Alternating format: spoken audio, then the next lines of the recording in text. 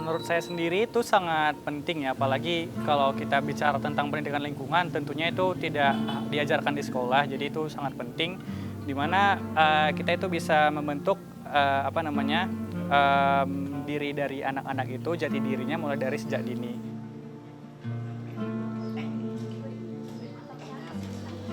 Halo. Awalnya tidak menyangka. Nah, ternyata karena kemungkinan besar Pak Masno ini juga peduli dengan anak yayasan disabilitas, mungkin tujuan beliau itu baik untuk memperkenalkan anak-anak yayasan disabilitas ini untuk lebih mengenal lingkungan.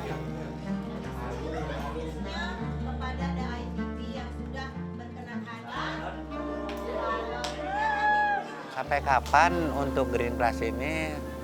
Kalau saya selalu berbicara dengan tim sampai saya tidak ada, ini harus tetap berjalan, gitu. Karena generasi yang akan datang itu pasti akan lebih maju.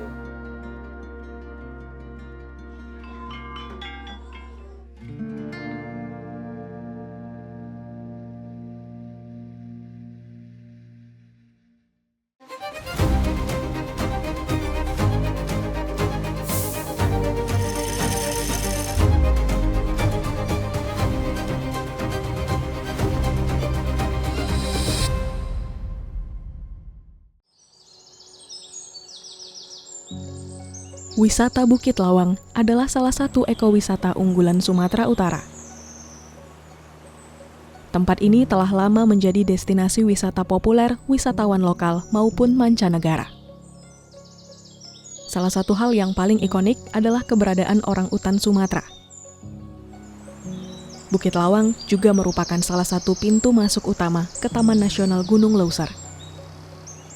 Tidak heran jika kawasan ini menjadi pusat perhatian dunia, khususnya pada isu lingkungan.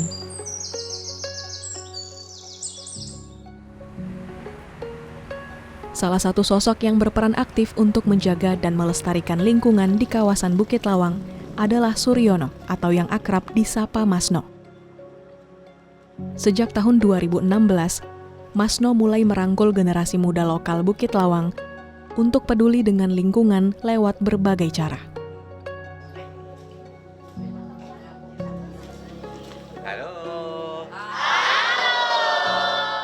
Perkenalkan, nama saya Suryono, biasa dipanggil dengan Masno. Yang salah satunya di Education Center ini saya sebagai pendiri untuk edukasi atau pendidikan untuk lingkungan dan bahasa Inggris yang bernama Green Class dan Dobrak. Dobrak itu singkatan dari Dorongan Berinovasi Anak Kreatif. Di Bukit Lawang ini wisatanya adalah wisata hutan yang memang itu dengan maskotnya itu adalah orang utan. Yang sudah kita ketahuin atau kita beri pembelajaran juga kepada anak-anak bahwasanya orang utan itu binatang atau hewan yang sangat dilindungi dan itu hewan yang sangat langka. Yang memang adanya itu kalau di dunia ini saya pikir di Indonesia, di Sumatera dan di Kalimantan. Dan populasi dari orang utan itu sendiri semakin hari, semakin tahun itu pasti ada semakin berkurang. Dan bagaimana kita itu bisa mengenalnya dan untuk bagaimana kita tidak membuat orang utan itu cuma hanya jadi ikon, tapi orang utan itu memang binatang hewan yang memang sangat dilindungi dari pemerintahan baik nasional maupun internasional. Ya, salah satunya memang itu berketepatan kita tinggal di daerah wisata.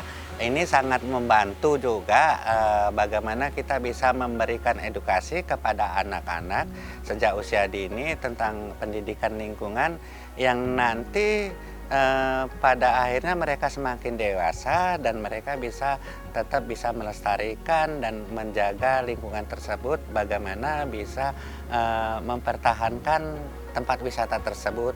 Karena biar bagaimanapun tempat wisata itu adalah untuk mendapatkan nilai perekonomian juga kepada masyarakatnya itu sendiri. Dan untuk anak-anak nanti setelah dewasa mungkin dia bisa lebih mengembangkan pentingnya menjaga wisata dan melestarikan lingkungan di sekitarnya. Ya, dari program-program yang kita lakukan sejak dari 2016 ya hingga sekarang itu ada 2 kelas, itu namanya Green Class dan Dobrak. Jadi Green Class itu terdiri dari anak usia dini dari 6 tahun sampai 11 tahun. Itu kita memperkenalkan atau mengajarkan mereka tentang bagaimana sih menjaga lingkungan dan bagaimana berbahasa Inggris dengan baik, tapi dengan basic dasar bahasa Inggris. Dan untuk lingkungannya itu mengenalkan bahwasannya bisa simulasi membedakan antara sampah organik dan non-organik. Di samping itu juga bagaimana juga mereka bisa memilah sampah yang namanya sampah non-organik. Misalnya di situ ada sampah soft, hard, dan mix gitu. Apa-apa aja jenis sampah yang bisa kita pilah, yang salah satunya plastik asoy atau plastik kresek itu kan soft yang bisa dijadikan bahan atau daur ulang untuk kegiatan anak-anak itu sendiri. Kalau sampah hardnya itu seperti botol kemasan plastik, gelas kemasan plastik yang bisa kita kumpulkan, nanti kita bisa jadikan satu dan kita timbang, kita setor ke kalau orang bilang ke tukang botol lah untuk ininya.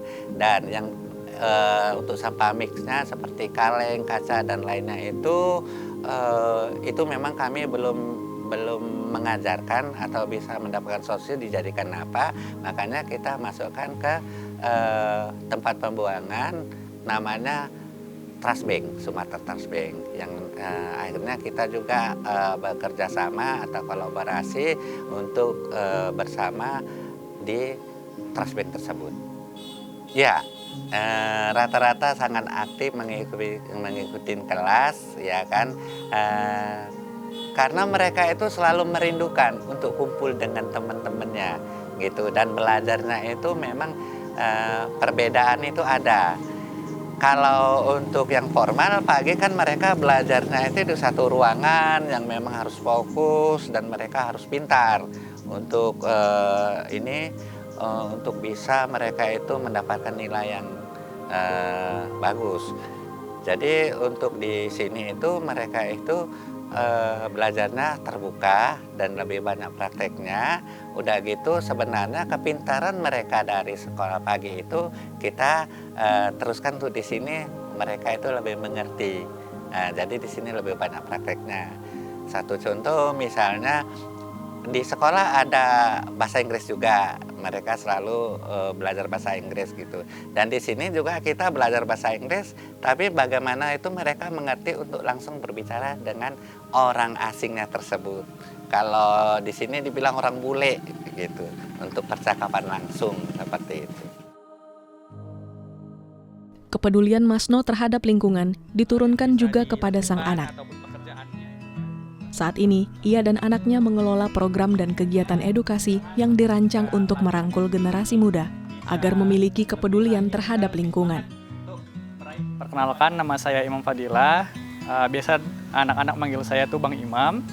Saya sebagai program manager dan juga founder di Green Class Bukit Lawang dan juga Dobrak. Kalau dari saya sendiri, kebetulan memang saya itu tertarik dengan isu lingkungan yang ada. Kebetulan juga dari kecil juga background-nya kita juga sering di dunia pariwisata, kita juga sering diedukasi mengenai tentang seperti orang hutan ataupun lingkungan. Jadi memang background saya itu selain dari diri saya sendiri juga peran keluarga juga penting, terutama ayah saya. Karena memang ayah saya itu selalu berpendapat bahwasannya lakukanlah yang terbaik untuk alam, maka dia akan memberikan yang terbaik juga untuk diri kamu gitu. Jadi berpatokan dari itu, saya ada seperti tertarikan gitu, kayak oke, saya mau berbuat sesuatu, saya mau buat impact ke masyarakat sekitar, ke anak-anak seperti itu. Jadi itulah kenapa yang mendorong saya juga ingin dan tertarik dengan lingkungan ini ataupun ya pendidikan lingkungan hidup seperti itu. Kalau menurut saya sendiri itu sangat penting ya, apalagi kalau kita bicara tentang pendidikan lingkungan, tentunya itu tidak diajarkan di sekolah, jadi itu sangat penting, di mana kita itu bisa membentuk diri dari anak-anak itu, jati dirinya mulai dari sejak dini. Kenapa? Karena tidak hanya karena kita itu tinggal di daerah area pariwisata, tapi juga kita harus berpikir bagaimana sih bumi ini ke depannya, lingkungan ini ke depannya. Karena kalau kita berpikir hanya cuman sebentar, hanya untuk diri kita sendiri, maka apa yang tersisa nanti bagi anak-anak kemudian hari, bagi generasi berikutnya nanti gitu. Jadi menurut saya itu suatu hal yang memang kewajiban, ini bukan hal yang penting lagi, tapi kewajiban bagi umat manusia, bagi perorangan, individual itu menjaga lingkungannya sendiri. Mulai dari diri kita dan lingkungan sekitar kita dulu, seperti itu.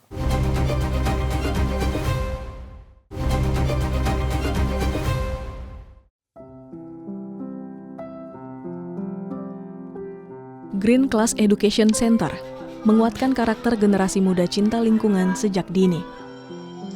Lebih jauh, kelas ini juga membina generasi muda agar memiliki keterampilan budaya seperti menari dan memainkan musik tradisional. Keterampilan untuk membuat karya dari bahan daur ulang juga diasah di sini, seperti produk-produk kreatif hingga dekorasi dan ekobrik. Perkenalkan, nama saya Bayu Herlambang Bimantara. Biasanya adik-adik di sini manggil saya dengan sebutan Bayu gitu. Nah, jadi di sini saya sebagai relawan di Green Class dan Dobrak. Sebenarnya di sekolah itu kan kita tidak ada diajarkan tentang lingkungan gitu. Nah, jadi di sini saya dapat tentang pengelolaan lingkungan yang benar, seperti pengelolaan sampah, menjaga lingkungan, terus mengelola limbah plastik atau sampah plastik, kemudian mengelola sisa-sisa makanan menjadi kompos gitu, Mbak. Iya, saya ngerasa ilmu-ilmu yang saya dapat setelah ikut kegiatan Green Class dan Dobrak ini, ilmu-ilmu itu sangat berguna untuk saya gitu. Jadi ilmu-ilmu itu saya terapkan juga di rumah, ke lingkungan-lingkungan sekitar rumah saya, bukan hanya di Green Class ataupun di Dobrak, tapi di rumah juga saya terapkan gitu. Karena ilmu seperti pengelolaan lingkungan ini kan nggak ada kita dapatkan di sekolah. Jadi ini tuh sangat bermanfaat bagi saya gitu.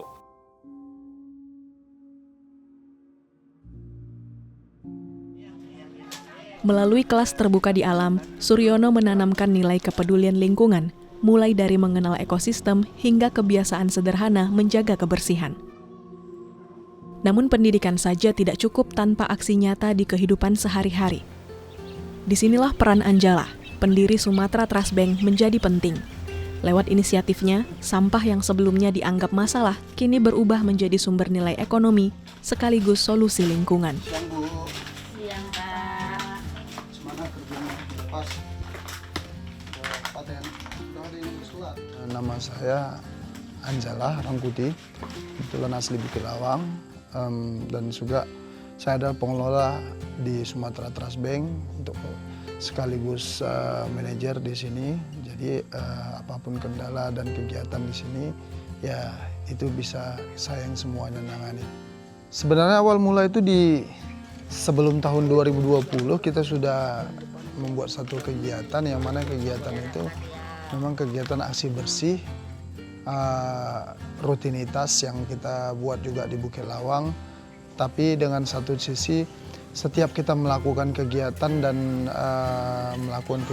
semua melakukan aktivitas lah yang ada di Bukit Lawang yang mencakup aksi bersih, tapi kita nggak mempunyai residunya, akhirnya mau dibawa kemana ini sampah. Dan di saat itu juga masa pandemik ya 2020, yang mana semua orang hampir 70% di sini pendapatannya itu berasal dari tamu, berasal dari turis, baik itu lokal ataupun mancanegara. Itu semua hampir 70%-nya itu orang semua dapat income-nya itu dari tamu. Jadi sehingga terjadilah timbulnya pemikiran bagaimana memang di saat ekonomi juga menurun, di saat pendapatan masyarakat berkurang, kita coba untuk menjadikan sampah ini satu buah nilai gitu. Satu buah nilai, makanya kita bukalah bank sampah yang pada awalnya kita mulai di tahun 2020 untuk bank sampah, kita resmikan. Tapi nggak sesuai yang kita harapkan, termasuk salah satunya kita mau jadi bank sampah di Bukit Lawang untuk membuat satu manfaat lah ketika masyarakat yang tidak mempunyai pendapatan dari tamu, ketika masyarakat yang tidak ada lagi kerjanya, pensiun kah atau memang di rumah, jadi anak-anak lajang yang memang baru tamat sekolah, yang memang mau kita berdayakan. Ya ternyata rupanya masalah yang kita di bank sampah ini cukup banyak, berbeda yang sama yang kita pikirkan gitu ya. Berbeda yang sama kita pikirkan, bukan tidak berjalan, tapi adanya tantangan-tantangan itu memang kita selalu hadapin hingga sampai saat ini. Yang di pikiran kita, kenapa sampah di Bukit Lawang ini waktu banyaknya tamu dan tidak adanya tamu itu hampir sama. Itulah yang jadi pemikiran kita, kenapa kita coba membuat satu buah bank sampah sehingga bank sampah ini bisa bergerak di 50%-nya nanti edukasi, sosialisasi, walaupun ada cerita profit nantinya di situ. Sumatra Trust Bank menjadi bank sampah pertama dan satu-satunya di Bukit Lawang. Sejak 2020 lalu, bank sampah ini hadir untuk menjawab tantangan keberlanjutan lingkungan. Namun sayang, keberadaan bank sampah di awal masih belum dapat dicerna dengan baik. Masyarakat menilai bank sampah adalah tempat penampungan sampah. Situasi ini semakin diperburuk oleh sistem penjemputan sampah dari dinas kabupaten yang tidak berjalan maksimal. Lokasi pembuangan akhir juga berada jauh dari Bukit Lawang, membuat rantai pengelolaan sampah di kawasan ini semakin terhambat. Akibatnya, sampah yang belum dipilah dikirim masyarakat ke bank sampah, menyebabkan gunung sampah yang kian hari semakin meninggi. Pengelolaan sampah di kawasan wisata ini seolah dibiarkan berjalan sendiri.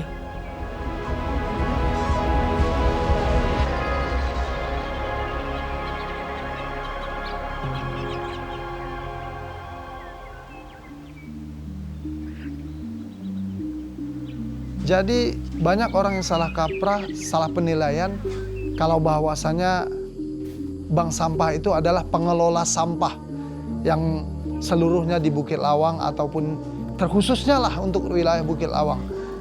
Jadi sebagian orang menganggap kalau bahwasanya ya itu adalah pengelola sampah bukan bank sampah. Kita mau ada perbedaan yang harus kita luruskan juga di situ antara pengelola sampah sama memang bank sampah. Lebih kurang 22 km lah.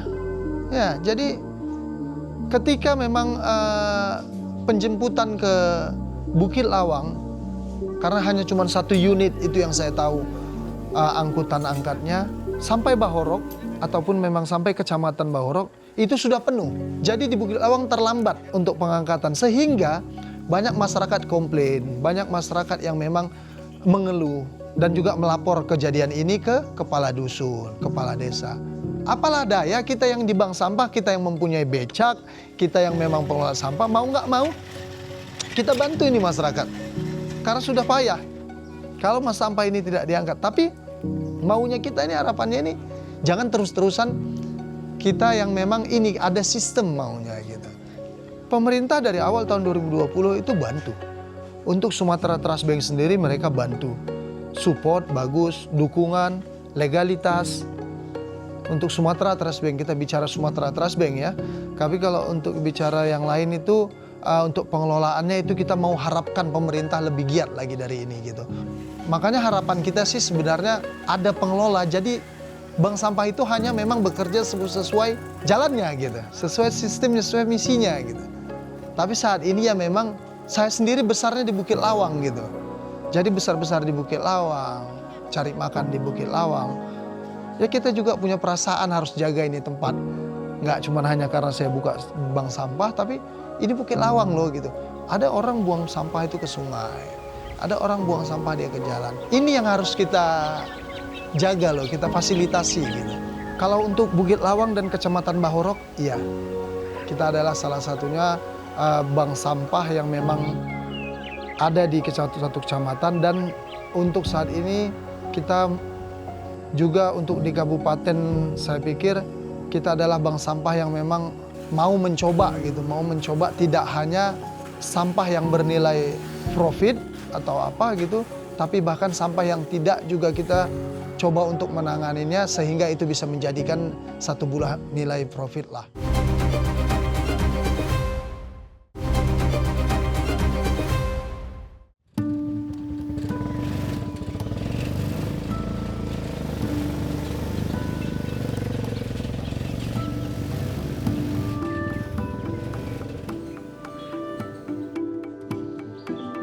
Assalamualaikum.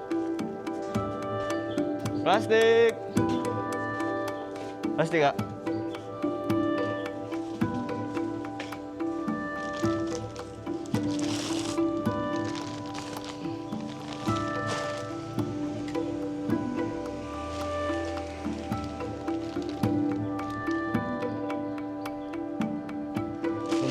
Satu empat, Kak, ya. 14. Demi memperkuat perannya, Sumatra Trash Bank yang telah memiliki banyak nasabah ini juga melakukan penjemputan langsung ke rumah-rumah. Skema ini menjadi bentuk fasilitasi sekaligus tanggung jawab untuk memastikan sampah benar terkelola sejak dari sumbernya. Setiap penjemputan, pengelola bank sampah selalu memanfaatkan momen ini untuk memberikan edukasi, dengan harapan dapat menularkan semangat memilah sampah dari rumah kepada lebih banyak masyarakat. Kita mencoba untuk pergerakan kita dari sosialisasi lah. Cuman walaupun sekarang ini sosialisasi tapi kita hanya untuk ubah sistemnya yang mana dulu kita buat sosialisasi itu kita kumpulkan semua orang, baik itu di kantor desa, baik itu di sanggar atau di mana, kita kumpulkan semua orang yang mana untuk memberikan sosialisasi ataupun workshop pada mereka. Tapi ternyata masyarakat lebih paham kalau sosialisasi yang kita buat sekarang itu adalah sistemnya door to door, rumah ke rumah. Walaupun hanya dapat 10 rumah satu hari, sehingga mereka tapi bisa paham sampah yang memang mereka tabung, kita jemput, bukan mereka antar kemari. Berbagai upaya terus dilakukan untuk mengatasi persoalan sampah, namun masih ada persoalan mendasar yang belum terjawab. Tanpa dukungan sistem memadai dari para pemangku kepentingan, pengelolaan sampah di kawasan ini hanya bergantung pada inisiatif lokal. Sebuah kenyataan kelam di balik gemerlap angka pariwisata yang terus bertumbuh. Fakta ini tetap menjadi kekuatan sekaligus tantangan bagi sebagian orang yang masih peduli pada masa depan dan kelestarian alam Bukit Lawang.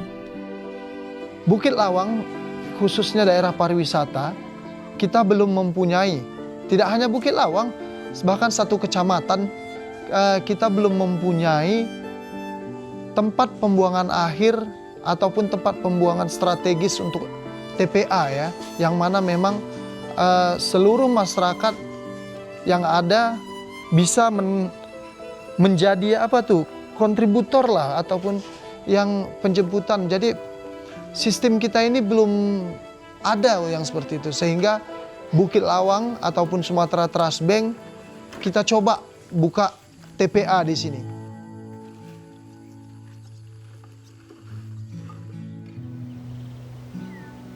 Harapan kita juga Sumatra Trash Bank bisa berjalan dan bekerja semestinya ketika semua stakeholder dan pemerintahan terkait bisa bekerja sama.